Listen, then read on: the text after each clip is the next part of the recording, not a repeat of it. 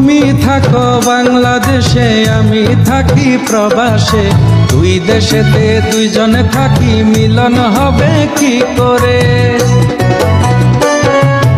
আমায় পেতে বন্ধু তুমি আসো যদি প্রবাসে, বুকের মাঝে যতন করে রাখবো আমি তোমারে। টাকা পয়সা নাই যে হাতে, কেমনে যাব বাংলাদেশে? পরাণ আমার সয়না রে, তুমি প্রেমের নাও বানিয়ে ভালোবাসার বইটাতে যাও, নিয়ে যাও আমারে।